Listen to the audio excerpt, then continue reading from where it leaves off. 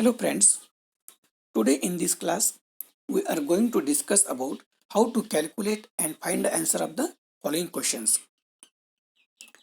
पहला question A.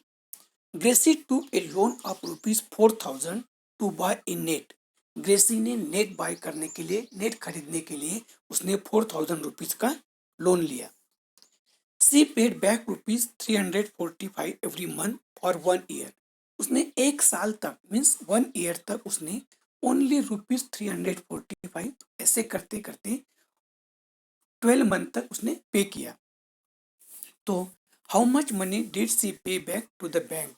तो उसने पूरे 1 ईयर में 12th मंथ में बैंक को कितना अमाउंट पेड किया.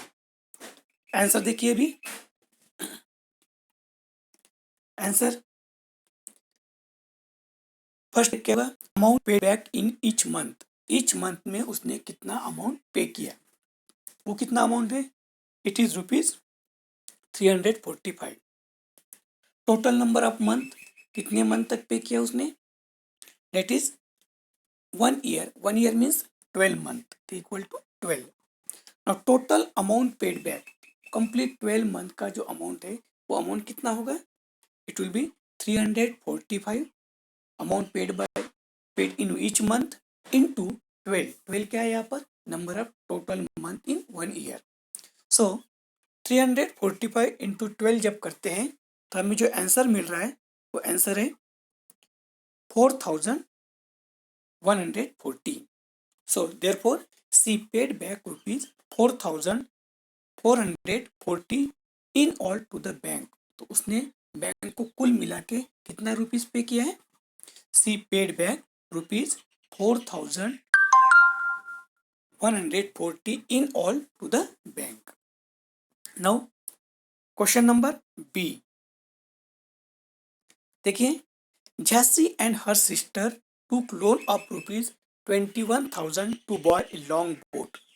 झांसी और उसकी बहन ने बैंक से 21,000 का लोन लिया. किस लिए, उनको एक लॉन्ग बोट खरीदना था.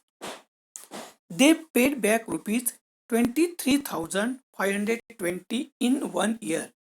उन्होंने पूरे 1 ईयर में मिला के 23,520 रुपीज पे किया है.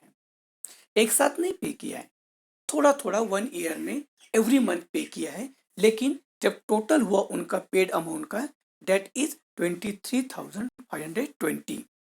अब क्वेश्चन क्या है पर, how much money did they पे बैक एवरी मंथ. अब हमें यहाँ पर यह फाइंड आउट करना है कि उसने एवरी मंथ कितना अमाउंट पे किया है.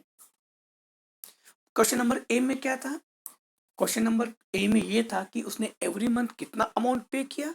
वो हमारे पास इंफॉर्मेशन अवेलेबल थी, उस इंफॉर्मेशन के आधार पर हमने टोटल अमाउंट फाइंड आउट किया था. लेकिन क्वेश्चन नंबर बी में क्या है, अभी टोटल नंबर कितना पेड किया, टोटल अमाउंट क्या पेड किया, वो हमारे पास इंफॉर्मेशन अवेलेबल है. और कितने मंथ में किया वो भी हमें यहाँ पर बताया है. अब हमें ये फाइंड आउट करना है कि how much money did they पे बैक एवरी मंथ. तो ईच मंथ में कितना अमाउंट पे बैक किया. तो आइए इसे कैसे फाइंड आउट करते हैं. टोटल पेड अमाउंट कितना है, total paid amount equal to rupees 23,520.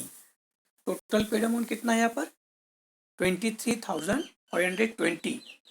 और लोन अमाउंट कितना था, 21,000. देखिए यहाँ पर लोन अमाउंट कम है या पेड अमाउंट ज़्यादा है, लोन अमाउंट कम है कि पेड अमाउंट कम है. यहाँ पर पेड अमाउंट जो है लोन अमाउंट से ज़्यादा है, और वो जो ज़्यादा अमाउंट होगा वही बैंक का इंटरेस्ट होगा. अभी total paid amount equal to rupees 23,520. Total number of month, उन्होंने कितने मंथ तक पे किया था, again it is same 1 year means 12 month. तो टोटल नंबर ऑफ मंथ कितना होगा, 12 month. Now amount paid in each month. अभी यहाँ पर amount paid in each month, each month में उसने कितना अमाउंट पे किया है. देखिए बच्चों, पहला जो क्वेश्चन था ए क्वेश्चन, उसमें हमने ईच मंथ का अमाउंट हमें मालूम था, तो हमने टोटल अमाउंट फाइंड आउट किया. तो उसके लिए हमने amount of each month into number of month किया था. लेकिन यहाँ पर अभी हमें टोटल अमाउंट मालूम है, पहले से ही दिया हुआ है और नंबर ऑफ मंथ भी दिया हुआ है। और अभी यहाँ पर जब हमें फाइंड आउट करना है कि how much money did they पे इन ईच मंथ, तो अभी हमें यहाँ पर मल्टीप्लाई करना पड़ेगा क्या?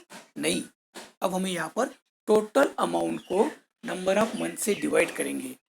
तो आइए, amount paid in each month equal to 23,520 divided by total number of month 12। तो आंसर क्या होगा यहाँ पर? जब हम 23,520 को 12 से डिवाइड करेंगे तो हमें आंसर मिल रहा है यहाँ पर 1960। तो ये आंसर क्या होगा? This is amount paid in each month to the bank. तो झांसी और उसके बहने ईच मंथ में बैंक को 1960 रुपीज पेड किया है। तो इस तरह therefore they paid rupees 1960 every month. तो इस तरह उन्होंने एवरी मंथ थोड़ा थोड़ा 1960 रुपीज पे करके आप उनका जो 21,000 रुपीज जो बैंक का लोन था वो लोन को उन्हें यहाँ पर पे किया है।